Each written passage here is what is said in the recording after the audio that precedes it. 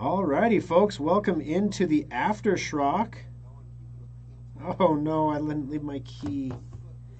Oh gosh, sorry, I just realized I didn't leave something that my wife needed. Um, yeah, it's been a fun week. We got some guys that are out on. We have one guy who's out on COVID, like he literally has a confirmed, whatever, he's sick. He's actually got symptoms. We've got a couple people that are quarantining or self-quarantining just because their roommates or someone close to them is tested positive, and they're just out of an abundance of caution. We do have some elderly people that come into the service centers. We want to make sure that we have a safe environment for them. And as a result, we're a little thin on people. So a couple things are happening over at Schrock right now. Number one, we're hiring. So especially in the Des Moines Service Center, we are hiring virtually all positions. We're looking for junior technicians and senior technicians. Junior technicians can be people who are technologically adept, but maybe don't have any formal experience in computer repair or customer service. Senior technicians, we prefer to have some experience there because the senior technician literally runs the shift. And so we need to have somebody who's a little bit more of a grown-up, who has been around the block a couple times and who understands how to fix things and understands that the way you carry yourself, your verbals, your nonverbals, all those things come together to form a customer service situation. So anyway, today on the Aftershock, we got a bunch. So we're hiring in Des Moines. If you know anybody who's looking, you can find us on Indeed. Both the jobs are posted there on Indeed, and you can check it out there. I believe we have a new employment page on the website as well, and we're going to post the jobs there as well on SchrockInnovations.com. We just haven't, it's not Monday yet. We just all kind of came to pass here recently. Alrighty, so first off, I'm going to say I got to keep this one short this week because the lovely Kimberly is going to Lincoln to do the Christmas tree in Lincoln, and I was supposed to leave her a key so she could actually get into the building, and now she does not have a key because Thor is a moron and didn't leave her a key. So now I can't keep her waiting. I got to get over there and get her a key so she can get on her road and get her day started. So I can't take a ton of time today, but I've got some things to cover. So this story that I alluded to during the radio show about the MIT machine learning thing, vaccines to block COVID-19 that are in development by Moderna, Pfizer, AstraZeneca, and others that are currently in phase 3 clinical trials may not do as well covering people of black or Asian genetic ancestry as they do for white people, a study released Wednesday by the Massachusetts Institute of Technology indicated. The study was published Thursday in the scholarly journal Cell Symptoms. So I don't know why that they didn't get black holed on social media over this, or how I can even get this in a Google search now. But basically the idea here is they used machine learning, or basically artificial intelligence, to go through and look at the groups of people that were tested, the vaccines were tested on. So many of the vaccines, including those from Moderna, Pfizer, and AstraZeneca, share the same weakness, the MIT report contends, which is they do not use a sufficiently diverse set of viral particles to simulate the same level of immune response in all people in the population, depending on genetic makeup. So the lovely Kimberly and I have talked about this. There's got to be something genetic about this. There's got to be some genetic reason why some people get this and they're on their deathbed in the hospital, literally. And then some people get it, like Parker in Papillion, got it way back in April. Lost his sense of taste, then he was fine. Never once had a symptom. Felt like a prisoner in his apartment for 2 weeks because he was like, "There's nothing wrong with me. I don't even have a cold. I just can't taste anything." And then he didn't get his taste back for 6 months. It was crazy. But anyway, there's got to be something genetic, right? And I'm not a doctor. I'm not a geneticist. I'm not a disease expert. I'm not claiming to be any of those things. And for those of you who are censoring programs, I am not claiming to have an opinion on any of this, right? All I'm saying is this study from MIT says that because certain genetic makeups respond differently to this or many other viruses, you gave everybody the same load in your test group. And so if I'm genetically predisposed to not exhibit symptoms, for example, for whatever reason that I don't understand, freely admitting, if that's the case, I'm not going to show symptoms, even if the vaccine didn't work. Because I wouldn't have shown symptoms of the original COVID disease either. So, wow. So it's going to be interesting to watch because what's going to end up happening is they're going to give the vaccines first to healthcare workers, and then they're going to give them next to high risk populations in nursing homes. I believe that's what the CDC said they wanted to do. So when they get those two things taken care of, the next thing is going to be the general public and the general population. It's going to be really interesting to see how that plays out. I'm not going to say anything more than that on it because I don't want to go down a memory black hole and lose my radio show. But anyway, the long and the short of it is it's going to be interesting to watch because I think there's going to be some surprising results from some of this stuff. Whether or not it works or not, I can't say going forward. Guys, some of the cell phone stuff is really getting scary. The magic iPhone Wi-Fi hack is mind-bogglingly scary. Some dude in his bedroom, in the corner of his bedroom with no special equipment, just knowledge. This is like Tony Stark in a cave building the first Iron Man suit out of spare missile parts. What? You can download anything from an iPhone over Wi-Fi? It was a bug, which means the bug has been there since the beginning, so some state-sponsored guys know about this.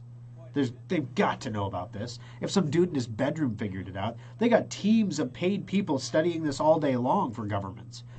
Come on, man. And they did patch it, which is good. It just goes to show you that there can be bugs in your devices right now. You think you're super secure and super safe, and you are wide open. It's like, when you think you lock your car at night, but you don't remember if you did for sure or not, so you hit the lock button anyway. Having antivirus on your phone is like hitting the lock button anyway, which still doesn't do you any good if your car door is open because the thief's already in it. I have to tell you guys, the stuff the Sophos software on my phone that's running right now, I mean, it's amazing. It doesn't bother you with any kind of notifications. It doesn't even keep an ever-present icon on the phone. You give it everything it needs, and it just works. So it's truly amazing. All right, so let's jump into comments here. Dean says, welcome back. Good to have you, Dean. Thanks for being here. Good morning, Mitch. Good to see you again. Leslie, good morning. Roger's back. I'm back having my coffee and enjoying the show. Oh my gosh, it's awful, guys. I went to Buc-ee's this morning. I got my coffee because the coffee machine in our house makes a lot of noise. It's like an espresso machine. So if I turn it on at like 5:30 in the morning, I wake everyone in the house up. So I'm trying to be a decent guy and not wake everyone up. So I stop at the gas station to get some coffee on the way in, and I put some half and half in there. Not too much, not too little, just the right amount. And then I take a drink, and whoever refilled the half and half machine, the half and half goes on this side, the French vanilla goes on this side. Don't mix them, please. Oh, it's awful. It's like drinking French. Is that what French coffee? I've never been to France. Is that what French coffee really tastes like? Because I'm not going if that's true. I'm never going to go. All right, let's see. Following from Columbus. Good to have you, Gary. Good morning from Lincoln, KJ says. With average people having a dozen or more online financial or health logins, what is the best, safest way to handle important passwords like credentials? I got a question during the show that I answered about one of those. There's a bajillion of them out there, but like a USB security key. And what it does is it plugs into the side of your computer, and when you go to create a password, it pops up basically and generates a password for you. You can get the same thing with many of the password vault utilities. They'll generate some ginormously long, nasty password, right? And they'll save it in there. And I've been increasingly looking at going to some solutions like this and pairing it up with other tech because everybody's got half the picture, right? So I trust Mozilla. I trust that Mozilla, is going to not sell my data to people. That's why I use Firefox as my primary browser. You don't have to do that. You can use Chrome. I'm sure Google's not going to sell your stuff to other people too. They may use it themselves for something, but they're not going to sell it to anybody unless they anonymize it and sell it as advertising data. I want to market to anyone who has an exclamation mark or an asterisk in their password, please. There we go. But here's the security method that I'm using right now. I have I'm using LastPass as a password generation utility, basically. So that relieves me from having to think of a memorable password for everything. So LastPass will generate the password for me, save it in the window, and then I go on and create my account, right? I have Mozilla set up with a Mozilla account, and I have the Firefox app installed on my phone.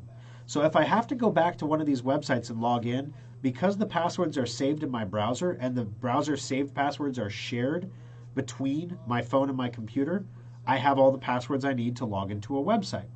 Additionally, I have enabled two-factor authentication on my Mozilla login. So if anyone tries to log into my Mozilla account, they need to have my phone present to log in, which is separate from LastPass. So I'm adding a layer of security, if that makes sense. Now here's the limiting thing. I don't know, capital one. You have to enter your password, and if you're using a VPN on your phone, you have to go through an extra security step that you don't have to go through if you're not using a VPN. So they're using your IP address to identify you rather than the fact that you have an app installed on a device with a serial number that is tied to your account. Instead, because we don't know if that's really you using that device, right? So instead, we're going to send a text message to the same device and have you type a code in. And that's going to make you super safe.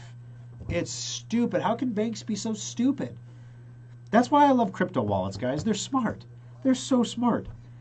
They know what to do. They know how to do it. So, the only thing that the password key, the hardware key gives you is that, in theory, when that hardware key is plugged into your computer, you don't have to do any authenticating. The problem is you can't plug the hardware key into your phone. So if you use the hardware key to save all your passwords, good to go computer, not so good to go on the phone. It's a limiting factor. If you have they make Bluetooth ones you can get that will work for phones and things like that. There's apps involved in that. But the number of points of security at that point, so now we have a Bluetooth radio involved, so we're transmitting our security. That's probably not great. We have an app installed that may or may not be well maintained. There could be security problems there. You start stacking all the vulnerabilities, and all of a sudden, there's points of failure in my model too, but I'm not a big fan of hardware keys because the last thing is, what if it breaks?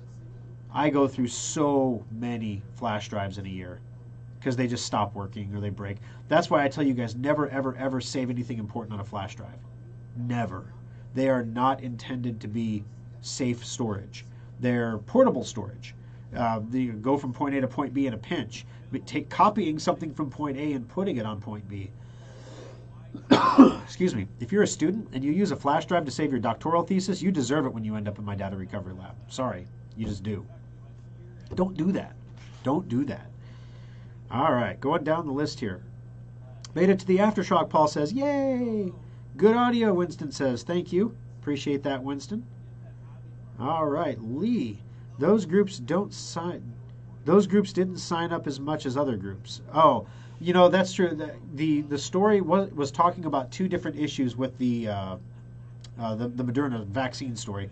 Was saying that the population groups, Black and Asians, were underrepresented, but more importantly, what they were saying is the doses when the vaccine was tested. There's only one way to test a vaccine, right? You give people the vaccine and then you see if they begin producing antibodies. But the problem is the number of antibodies that are produced are going to be different based on the genetic makeup, is what the story is saying. And that was not taken into account. So the story is saying that people that are Black or Asian are going to get a diminished benefit over people who are Caucasian or European. That's what the MIT supercomputer says anyway. All right, Firefox Monitor notified this morning that Pluto TV had a data breach. Why does it take over 2 years to know about such a breach? The email associated with the breach is not one I set up with Pluto TV. Does Roku share data that is installed? Okay, so for the Firefox breach stuff. So Firefox has a free service that you can sign on to that will alert you of accounts, usernames, and passwords that are breached online so that you can change passwords accordingly. The challenge that you have with this is that when you get the alert, it's sometimes way after the fact. So it's when Firefox becomes aware of it, that's the first factor date. That's not the date that's reported to you. So if Firefox learns about a breach today that happened 2 years ago, they're not going to tell you anything. They're just going to give you the current date. And they're going to say, on today's date, we discovered this, but it happened 2 years ago. If Pluto TV didn't report the breach to anybody, they just kept quiet about it, thinking no one will notice, that's why. Then it ends up on the dark web, and then people see the the passwords and usernames, and they see that all these people come from Pluto, and they can look at the date of the original post on the dark web and say that happened 2 years ago. That's where that date comes from. So that's why it takes 2 years to know about it. Firefox isn't omnipresent. They can't know everything. But when they do see something that pops up that is obviously been hacked from a source that they can identify, they're going to alert you about it. So it's one more layer of protection that you can get from Firefox that you can't get from other browsers. As far as whether or not Roku sells your data, I'm sure they do. They probably anonymize it, I'm guessing. But they're not going to sell your passwords. That's a bridge too far. Facebook got in trouble selling people's cell phone numbers, and that was a bridge too far. So I'm pretty sure passwords would cross that line. All right. Did you watch the Georgia ballot counting after dark? Amazing. The Secretary of State said they investigated the matter and found nothing wrong. Yes, I saw the video. The video that Ronald's referring to is a video of in Georgia, in Atlanta. They stopped counting ballots in the middle of the night. They said, we're done counting. We're going to take a break. Our people are tired. We're going home. So all the election monitors went home. And then there's a table in the middle of the room that has a black table skirt on it, not normal hotel fare kind of thing. And then all of a sudden, after all the monitors go home, they kept counting. Except they pulled literally like wheeled suitcases, like they pick up the handle and pull them behind you at the airport, like a carry-on size suitcase. There was like a number of them, at least 2 that I saw, that were full of ballots. And I don't know about you guys, but I've never seen like a poll worker carrying ballots around in rolling suitcases before. It just seemed kind of fishy. And then the fact that they were counting after dark without monitors. The state laws actually say you have to have monitors there to count votes. So the whole thing was pretty fishy. So that video, here's the trouble. Does that video show them breaking state law, counting votes without monitors present? It sure does. Does it prove that those votes were for Biden? No. Could have been suitcases full of ballots for Trump for all we know, right? That's why the Secretary of State is saying what he's saying. And it's ridiculous. Now, the thing that has my attention more so than the Georgia situation is what's happening in Arizona. So in Arizona, a judge in Arizona said, okay, everybody, we're going to put this to bed once and for all. The Sharpiegate thing, take 100 ballot sample, and we're going to go through these 100 ballots and see if there are any votes here that were tabulated incorrectly. This will be our sample. So they randomly select 100 ballots. They go through them. They find 3% were incorrectly marked for Biden. 3% was the net. So after you take all the ones that went to Trump that weren't supposed to, which were 0, and you take all the ones that went to Biden that weren't supposed to, which were 3, out of 100, you have a 3% attrition rate, basically. If that 3% attrition rate holds across the entire state, well, Trump won Arizona easily. So the judge is like, okay, this is a problem. So really reasoned guy. I mean, he's doing this very methodically. Now we're going to take like 1,000 ballot sample, and we're going to see if that 3% number is present across all 1,000. And if it is, then we have a bigger problem. And if it's not, then our ballot, our 100 was just an anomaly. Okay? So very reasoned. I like the approach. It makes statistical sense. It makes, if Trump supporters believe that there was a big problem, this will certainly show the big problem in a way that can't be denied. And if Biden supporters are correct and that there is no big problem, this will show that there was no big problem in a way that nobody can deny. Makes perfect sense to me. The situation in Georgia, though, the only way you're going to fix that is with a signature audit on the ballots. Unfortunately, I don't know where Sidney Powell got her bags of shredded ballots, but she's got bags of shredded ballots. I don't know who's shredding the ballots, but somebody's shredding the ballots. I don't know if they're Georgian ballots or not, but that's the problem now. If you do a recount at this point, do they still have the envelopes? I don't know what they keep. Do they keep all that stuff? How do you verify the signature against signature rolls? My dad, when he had his fall, his signature after his fall was nowhere near like his signature before the fall. So you can have situations like that. When did they sign the voter rolls? The signatures don't match. It doesn't necessarily mean that it was fraud, but it's a total mess, guys. And here's the thing. Everybody is still focused on the individual elections and how the votes were not counted properly or everything like that. And nobody realizes that we're never going to get accurate counts out of the states. The process has been, the data is muddied. It's bad. It's bad data. You can't fix it. All you can do is cast doubt on the data and see what the electors do. So that's where the fight's going to be. So all the stuff that you read on Liberty Daily and everything every day coming through is just, it's just hot air. It's not going to make a difference to anything. All the lawsuits, maybe one state gets flipped from a lawsuit, maybe, huge long shot. Trump needs at least 2, and it's probably not going to happen through lawsuits. So what happens there then? I mean, maybe it happens, maybe it doesn't. I don't think it's going to through lawsuits. I think if it happens anywhere, it's going to happen with electors. And if that happens, it's going to be a mess, an epic mess, big time.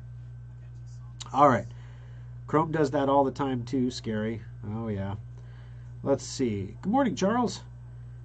Having coffee too. I like the lack of intrusiveness of my cell phone, my Sophos on my cell phone too. Isn't it nice? Like, it's there. If you're like, sometimes you're like, is it running? So you can open the Sophos app and it says, yep, I'm running, protecting you right now. I mean, I get a weekly alert that says, here's the number of apps you installed this week. They're all safe still. It's scanning all my apps all the time. It's not like a defined scan. Because think about everything we think about with antivirus is a defined event. I will do an update and get the latest updates. I will do a scan to check and see if I'm infected. Sophos is completely different.